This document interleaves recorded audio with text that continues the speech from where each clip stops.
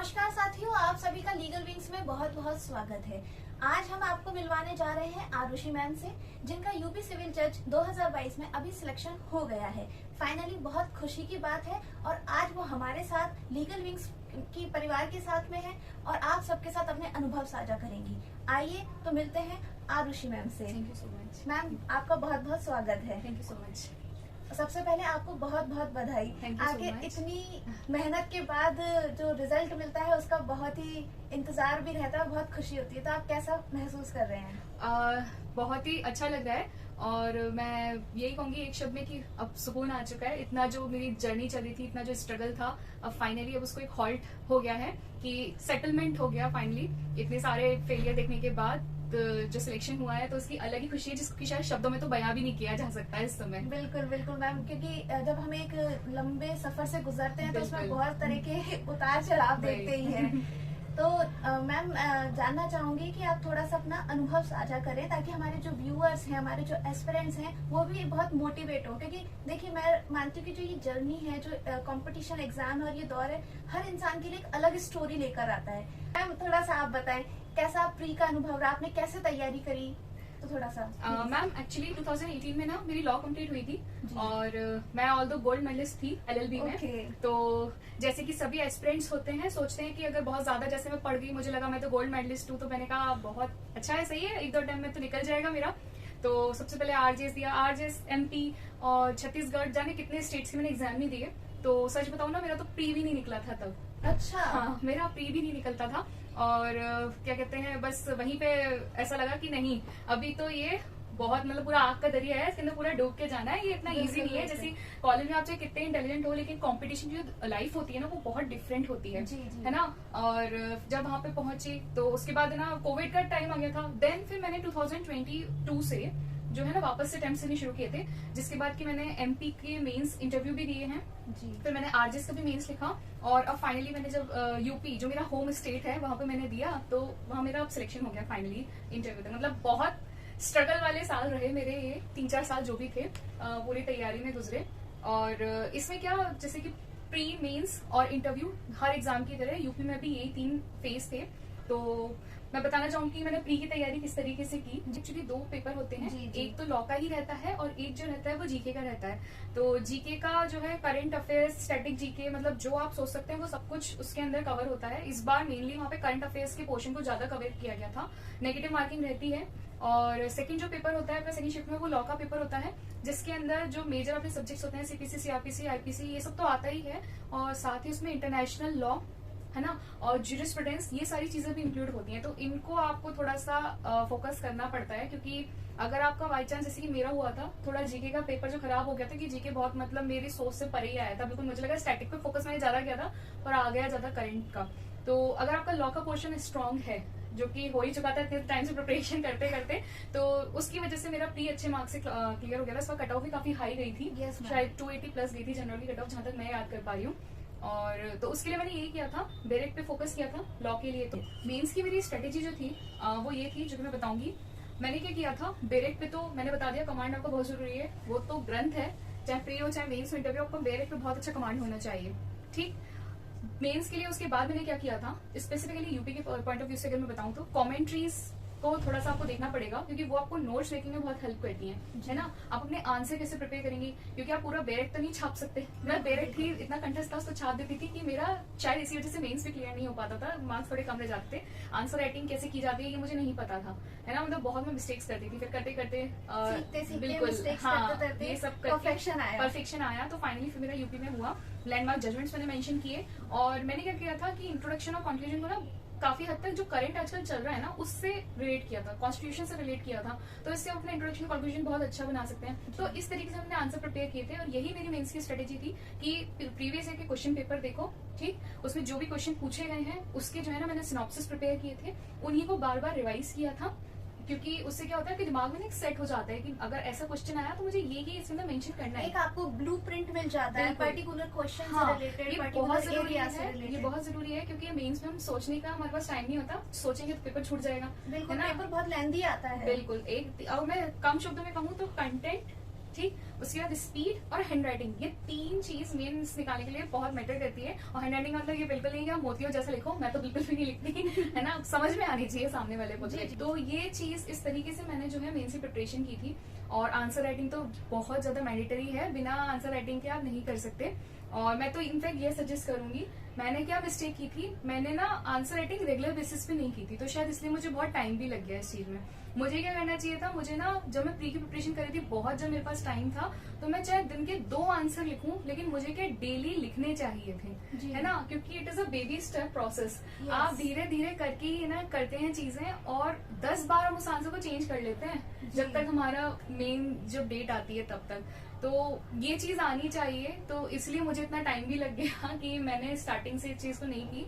लेकिन जिनको करना है, आप चाहे 2 आंसर लिखिए डेली के, सब जगह मेजर क्वेश्चन सेम होते हैं, कहीं कुछ डिफरेंस नहीं होता है।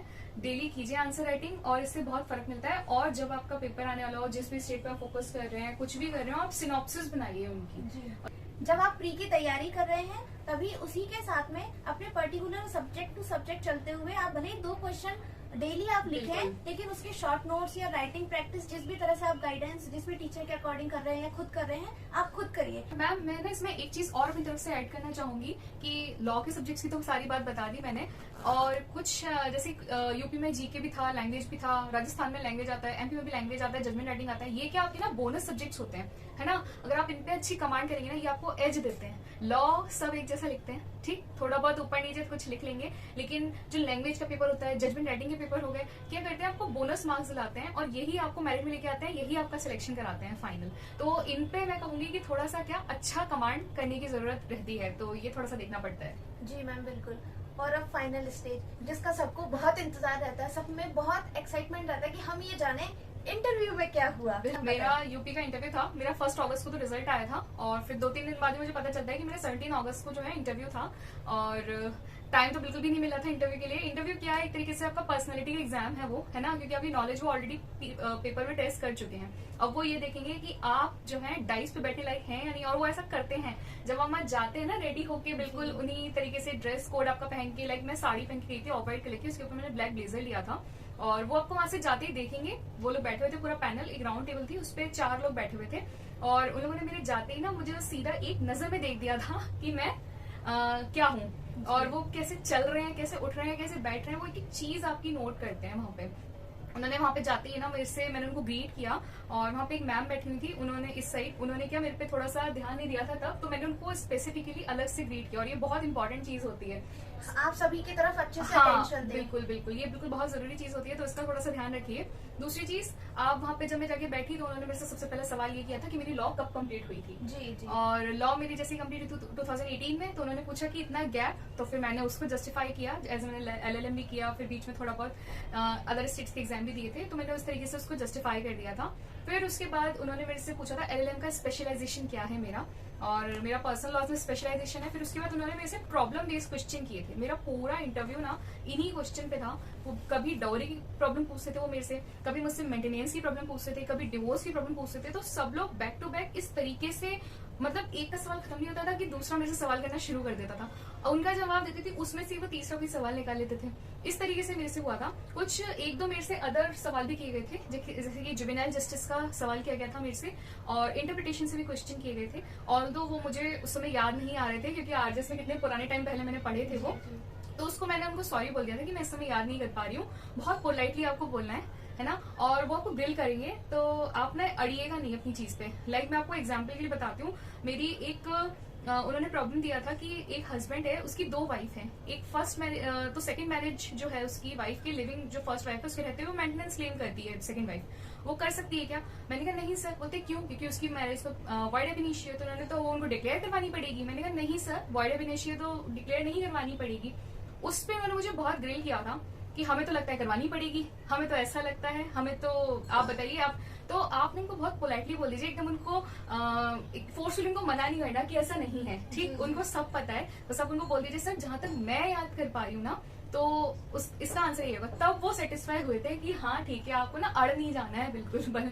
वो मतलब आपका यही चीज टेस्ट करते हैं कि आप अपने जो सीनियर्स हैं आप उनसे किस तरीके से पेश आ सकते हैं, है ना। आप नर्वस तो नहीं हो जा रहे हैं बहुत, मतलब ना इस तरीके से आपके पास हमले जैसा हो जाता है कि सब तरफ से क्वेश्चन ही क्वेश्चन आते हैं। तो बहुत अच्छा खासा आपको रोस्ट किया है। बहुत, मेरा 10 to 15 मिनट्स मतलब मेरा इंटरव्यू चला होगा जी जी। और मुझे 10 to 15 मिनट्स ना बस उन्होंने मुझे रोस्ट किया, एक बंद होता था दूसरे चालू हो जाते थे ऐसे। वो एक्चुअली आपको कॉन्फिडेंस भी देख हाँ, रहे थे कि आप नर्वस हो रही हैं नहीं हाँ, हो रही हैं, आप उनके ये चीज़ क्वेश्चन को अंडरस्टैंड कर रही हैं या नहीं कर रही। बिल्कुल, क्योंकि आपका LLM आपने जैसे बताया पर्सनल लॉ में था, तो वो उस चीज को टेस्ट कर रहे थे कि आपने ऐसे ही एविंग तो LLM नहीं कर लिया है, मास्टर्स किया है, तो कुछ नॉलेज आप रखती हैं या नहीं रखती हैं, ये चीज। तो ये चीज था। और प्रैक्टिकल बेस उन्होंने काफी क्वेश्चंस आपसे पूछे। उन्होंने कंप्लीट में से मतलब मेरा कुछ थ्योरेटिकल था ही नहीं, उन्होंने मुझसे सिर्फ प्रॉब्लम बेस्ड क्वेश्चन किए थे।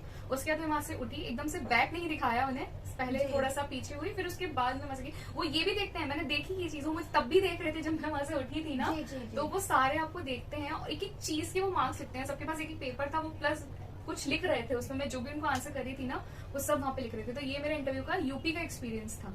और मैम और मैं ये जानना चाहूंगी कि जैसे आपने बताया आपका LLB कंप्लीट हुआ, उसके बाद आपने जैसे भी स्टेट्स में आप अपीयर हुए, तो कहीं में आपका प्री भी क्वालिफाई नहीं हुआ, कई फेलियर्स भी आपने देखे। जैसे कि देखो आजकल हर बच्चे की लाइफ कोई ना कहीं फेस करता ही है, फिर कई लोग क्या उसमें डिप्रेशन में आ जाते हैं, कई लोग अपने लक्ष्य को छोड़ देते हैं, गिव अप कर देते हैं, कई लोग होपलेस हो जाते हैं। तो आपने अपना मोटिवेशन कैसे बनाए रखा? तो मैं सबको यही कहना चाहूंगी कि अगर आप कहीं का अटेम्प्ट देते हैं और आपका फेलियर देखना पड़ रहा है तो बिल्कुल भी ना निराश होने की जरूरत नहीं है। ये चीजें क्या पार्ट ऑफ द जर्नी होती है जब आप कुछ अचीव करने जाते हैं, है ना। आपको सब कुछ देखना पड़ेगा, सब कुछ, लोगों की 10 बातें भी सुननी पड़ेंगी, है ना। आपको फेलियर भी देखनी पड़ेगी। आपको एक टाइम ऐसा भी आएगा कि आपके खुद के अपने सगे ना बिल्कुल दूसरे किनारे पे खड़े होंगे, आप पाएंगे कि आप बिल्कुल अकेले हैं अपनी पूरी जर्नी में। तो इस टाइम पे भी आपको ये याद रखना है कि जब हम कुछ बनते हैं ना वो सिर्फ और सिर्फ अपने लिए बनते हैं, है ना। सबको पता चलेगा कि ये उनकी डॉटर है, वो मजिस्ट्रेट हो गई है, उनकी वाइफ है मजिस्ट्रेट हो गई है, लेकिन आपको जो एक औहदा मिलता है ना वो अपने खुद के लिए मिलता है। आप कह सकते हैं कि मैं ये हूँ, इंडिपेंडेंटली आप ये चीज कह सकते हैं, है ना। और तो घमंड नहीं करना है इस चीज का, क्योंकि बहुत ही मतलब ऑनरेबल पोस्ट है ये एक। तो इस तरीके से आप अपना मोटिवेशन बनाए रखिए, क्योंकि आपको खुद के लिए ये चीज करनी है, कोई आपको आके उंगली पकड़ के नहीं चला सकता। खुद से ही आपको देखना होगा कि कैसे आप एक डिसिप्लिन में रह के रेगुलर बेसिस पे, और एक स्ट्रेटेजी रखिए, माइंड में बिल्कुल क्लियर रखिए कि आपको क्या करना है ना। और इतना भी मतलब किसी से बहुत अटैच नहीं हो जाइए कि आपको लगे कि अब इसके आगे तो मेरी लाइफ ही नहीं है, क्योंकि कॉम्पिटिशन है। यहाँ पे भी 5-6 हजार लोगों ने शायद मेंस लिखा था जितना मैं याद कर पा रही हूँ, और कितने 300 ही सिलेक्ट हुए। तो सबको ये part and parcel of the journey होता है, तो ये थोड़ा सा दिमाग में भी रखना जरूरी होता है। और जो ऊपर की जो शक्ति होती है ना, भगवान पे विश्वास कीजिए, उन्होंने बहुत अच्छा जो सोच रखा होता है ना वो आपको जरूर देते हैं वो। तो इस चीज के लिए मैं आपसे एक और जानना चाहूंगी, आजकल सोशल मीडिया का भी बहुत बड़ा पार्ट है हमारी जिंदगी में, चाहे वो स्टडी के रूप में हो, एंटरटेनमेंट के रूप में हो, तो हम उस चीज को कैसे बैलेंस करके रखें? आपने कैसे बैलेंस करके रखा है? आप डिस्ट्रैक्ट हुए नहीं हुए कि थोड़ा सा अपना अनुभव शेयर करें। एक्चुअली मैं पर्सनली बताऊंगी, मैं थोड़ी सी इंट्रोवर्ट हूँ तो मैं सोशल मीडिया पे भी नहीं हूँ, और अगर हूँ भी ना तो मतलब इस तरीके से मैं सिर्फ थोड़ी बहुत स्क्रॉलिंग कर लेती थी, और जिसमें कि मैं स्पेसिफिकली जो है ना ऑनलाइन प्लेटफॉर्म का इस्तेमाल मैंने ज्यादा ना पढ़ाई के लिए किया है। इतना ना टाइम ही नहीं होता था, क्योंकि जब वैकेंसी आ जाती है ना आपके पास बिल्कुल सोचने का भी टाइम नहीं होता, सोने का भी टाइम नहीं होता कि अब आप क्या करें।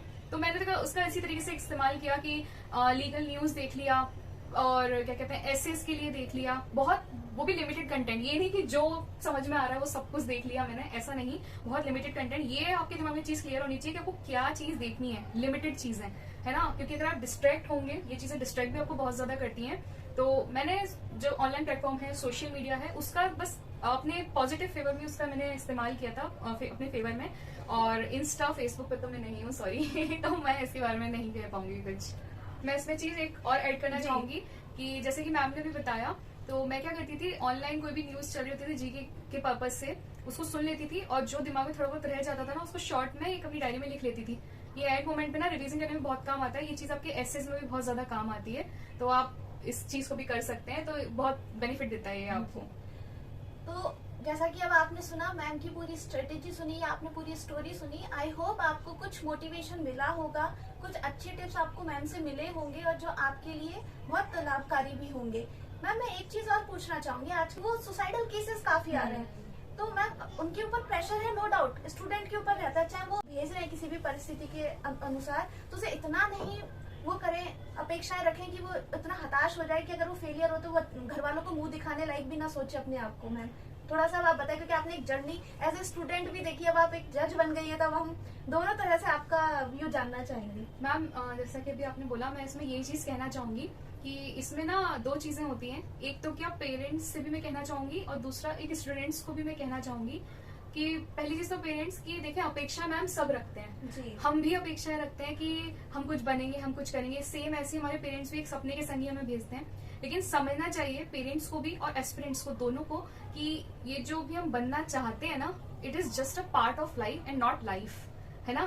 तो इस चीज में थोड़ा सा डिफरेंस रखना आना चाहिए कि ऐसा नहीं है। मैंने भी बहुत फेलियर्स देखे हैं, मुझे भी ऐसा लगता था कि मेरी लाइफ में सब कुछ खत्म हो चुका है, लेकिन मैं क्या, मुझे सेकंड थॉट क्लियर था कि अगर ये नहीं, एलएलएम मैंने इसीलिए किया कि एक बैकअप ऑप्शन होने। मैं ये नहीं कहती कि हर किसी को बैकअप ऑप्शन होना चाहिए, आप फर्स्ट टाइम में निकालना चाहते हैं निकालिए, लेकिन जैसे मुझे टाइम हो गया था, अगर आपको भी टाइम लग रहा है तो प्लीज एक सेकंड ऑप्शन जरूर देखिए, है ना। हर कोई जज नहीं हो सकता, हर कोई आईएएस पीसीएस नहीं हो सकता, सबके लिए कोई ना कोई प्रोफेशन तय होता है और सब बहुत रिस्पेक्टेबल प्रोफेशन होते हैं। बिल्कुल। ऐसा कुछ भी नहीं होता है कि ये कम है कि ये ज्यादा है। ऑल्दो इंडियन सोसाइटी का थोड़ा माइंडसेट ऐसा है कि आप पीसीएस बनेंगे, मजिस्ट्रेट बनेंगे, ये बनेंगे, वो बनेंगे, तभी आप कुछ चल पाएंगे, लेकिन ऐसा कुछ भी नहीं है। किसी को कुछ ना कुछ जरूर बनना पड़ता है ना। यही समाज का नियम है, कुछ ना कुछ बनना ही है ना।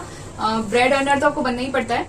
और रही एक चीज और, पेरेंट्स के लिए भी मैं बोलना चाहूंगी कि पेरेंट्स बिल्कुल अपने बच्चों से अपेक्षाएं रखते हैं, लेकिन उनका सपोर्ट बहुत जरूरी है। पर्सनली मैं अगर अपनी तरफ से बताऊं तो मुझे मेरे फादर का, मेरे ब्रदर का, मेरी पूरी फैमिली का मुझे बहुत सपोर्ट था, क्योंकि वो चाहते ना, वो मुझे बुला सकते थे, मेरी शादी कर सकते थे, सब कुछ कर सकते थे, लेकिन उन्होंने कहा ठीक है, टाइम भी लगा मुझे, तो उन्होंने कह दिया कि ठीक है तुम्हें कुछ और भी ट्राई करना तो तुम देख लो, है ना। तो ये एक जो पॉजिटिव अप्रोच होती है ना फैमिली की तरफ से, बहुत इंपॉर्टेंट है, और यही आपको मोटिवेशनल डोज की तरह से भी काम करती है कि मम्मी दुआएं कर रही हैं, पापा भी चाह रहे हैं कि जब इतना विश्वास कर रहे हैं। लेकिन इसका मतलब ये नहीं, अगर का सिलेक्शन नहीं हुआ तो हम माँ बाप को क्या मुंह दिखाएंगे और हम अपने संग कुछ गलत कर बैठे हैं, ठीक है ना। कभी कभार ऐसे थॉट्स आ जाते हैं, तो प्लीज अपने फ्रेंड से बात कीजिए, अपनी फैमिली से बात कीजिए। सबकी लाइफ में कोई पर्सन ऐसे जरूर होते हैं जिनसे आप सब कुछ शेयर कर सकते हैं, उनसे शेयर कीजिए और लाइफ में आगे बढ़िए। लाइफ बहुत प्यारी चीज है, भगवान ने दी है, बहुत छोटी सी जिंदगी है, उसको अपने उसूलों से, अपनी मर्जी से जिए और खुश रहिए। और इतना प्रेशर लेने की जरूरत नहीं है,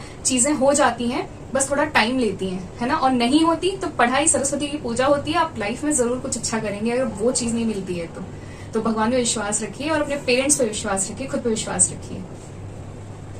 तो फ्रेंड्स, आपने देखा मैम का पूरा आपने अनुभव सुना, आई होप आपको अच्छा लगा होगा। अब एक लास्ट क्वेश्चन और हम मैम से करेंगे। मैम आप हमें डूज एंड डोंट्स बताइए।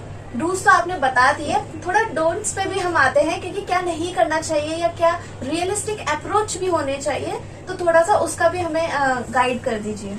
मैम जैसे कि कुछ जो गलतियां मैंने की, मुझे लगता है कि वो उस वजह से शायद मेरा सिलेक्शन नहीं हुआ, मैं वो डिस्कस करना चाहूंगी। मैंने तो पहले जब मैंने सुबह कोचिंग कर रहे हैं, शाम को जो है ना गाइड्स पढ़ रहे हैं और एक ही आंसर पकड़ लिया है, उसी के पीछे लग गए हैं कि नहीं अब तो हम इसी आंसर को सबसे बेस्ट बनाएंगे। आंसर्स हमें बेस्ट करने होते हैं, लेकिन ये नहीं कि एक ही आंसर पे अपनी पूरी ऊर्जा लगा दें। और ये चीज हमें मेंस में भी ध्यान रखनी चाहिए। मैं मेंस में भी यही करती थी रियल पेपर में, कि एक आंसर पकड़ लिया, बहुत अच्छा लग रहा है, लिखे ही जा रहे हैं, लिखे ही जा रहे हैं। ये चीज नहीं होनी चाहिए, हमें पता होना चाहिए। मैंने कहा ना, लिमिटेशंस पता होनी चाहिए, पता होना चाहिए कि हमें कहाँ पे अब इस चीज को समाप्त कर देना चाहिए। सारे एसेंशियल्स आ जाएं, उसके बाद उस चीज को रोक दीजिए। वो 10 नंबर का क्वेश्चन है, आपको 10 नंबर ही देगा, तो 10 में से 8 नंबर देगा एग्जामिनर, आपको ज्यादा कुछ नहीं देने वाला। दूसरा नंबर क्वेश्चन उसके पीछे नहीं छूटना चाहिए। दूसरी चीज मैं क्या करती थी कि जो लैंग्वेज था ना, मुझे लगता था, मैं इंग्लिश मीडियम से हूँ, तो मुझे लगता था मेरा बड़ा अच्छा कमांड है इंग्लिश पे, है ना। तो ये मेरी बहुत बड़ी गलतफहमी थी, ऐसा नहीं होता। वहां जाके ना आपको सेंटेंस फ्रेमिंग ही नहीं आती है कि आप क्या लिखें, वर्ड्स ही नहीं याद आएंगे। मतलब जो आजकल बड़े सोफिस्टिकेटेड वर्ड्स चल रहे हैं ना, वो याद ही नहीं आते, पुराने शब्द याद आते रहते हैं और वो कोई इतना अच्छा इंप्रेशन डालते नहीं है आपके ऐसे के पेपर में। तो न्यूज़पेपर रीडिंग से आपको हेल्प मिल सकती है, एडिटोरियल कॉलम पढ़िए, उससे आपको बहुत हेल्प मिल सकती है। तो ये चीज भी थोड़ा सा ध्यान रखने की है कि मिनिमम 1 घंटा जब आपका मेंस आता है, जब उसमें क्या करें, मिनिमम 1 घंटा तो लैंग्वेज को जरूर दें। मैं ये चीज नहीं करती थी डेली बेसिस पे, ये बहुत जरूरी होती है। दूसरी चीज, एक चीज और, जो जजमेंट राइटिंग होती थी ना, मुझे क्रिमिनल का जजमेंट लिखना बड़ा अच्छा लगता था, मैं क्रिमिनल के जजमेंट को ही लिखती रहती थी, पर सिविल का जजमेंट भी उतने ही नंबर देता है। तो मैं मतलब बैलेंस अप्रोच रखिए, वो आपको बनानी आनी चाहिए।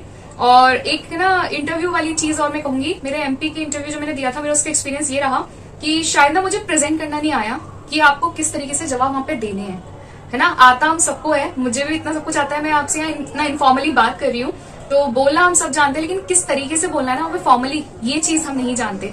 तो जब भी आपका मेंस क्लियर हो जाए, कोशिश कीजिए कि आप बेरेक लें और अपने शब्दों में, मतलब अपने शब्द और लीगल टर्मिनोलॉजी का यूज करके बोलने की कोशिश करें। आपको बोलना आना चाहिए, तभी आप वहाँ पे बोल पाएंगे। हमें लगता है दिमाग में सब होता है, यहाँ नहीं आता, और वहाँ पेपर में यहाँ पे भी नहीं आता है मेंस की अगर मैं बात करूँ तो और एक चार्ज में एक चीज और ध्यान रखनी है कि अक्षरते चार्ज लगाइए, मतलब जैसा जो वर्ड आईपीसी के अंदर दिया है वो सेम वर्ड आपको उसके अंदर आना चाहिए। क्वेश्चन पेपर में ना मैं एग्जांपल दूंगी 294 में एमपी का, मुझे याद है वहाँ पे वर्ड अब्यूजिव यूज किया हुआ था, जबकि अपन को लिखना ओब्सीन है। सेक्शन 294 में ओब्सीन वर्ड का यूज किया, और मुझे इसलिए अच्छे से याद है कि जब मैंने आरटीएस में कॉपी मंगाई थी ना, तो इतना बड़ा गोला बना हुआ था उस पर, मैंने एक्जैक्टली वही वर्ड क्योंकि लिख दिया था। तो ये चीज भी थोड़ी सी ध्यान रखने वाली है। तो यही है जो मैं कहूंगी कि नहीं करना चाहिए। प्लस डिमोटिवेट सब होते हैं, ध्यान रखिए। मैं भी जब मेरा सिलेक्शन होता है ना 85 रैंक जब मेरी आई, मुझे भी नहीं पता था कि मैं 300 में भी आ जाऊंगी, है ना। सब एक जैसे होते हैं, बस जब संजोग तुम्हारा भारी पड़ जाता है तुम्हारा सिलेक्शन हो जाता है ना। सब बहुत इंटेलिजेंट होते हैं, हो जाएगा सिलेक्शन, लगे रहिए, करते रहिए। और ऐसा नहीं है आज नहीं हो रहा तो कल किसी बहुत अच्छी चीज में होगा, लेकिन वेस्ट कुछ भी नहीं होता। मैं बस यही कहना चाहूंगी मैम। बिल्कुल सही ma'am, thank you so much ma'am, आपने इतना समय हमें दिया और बच्चों को मोटिवेट किया, और आपको लीगल विंग्स की तरफ से एक बार फिर से बहुत बहुत शुभकामनाएं। Thank you friends, bye bye.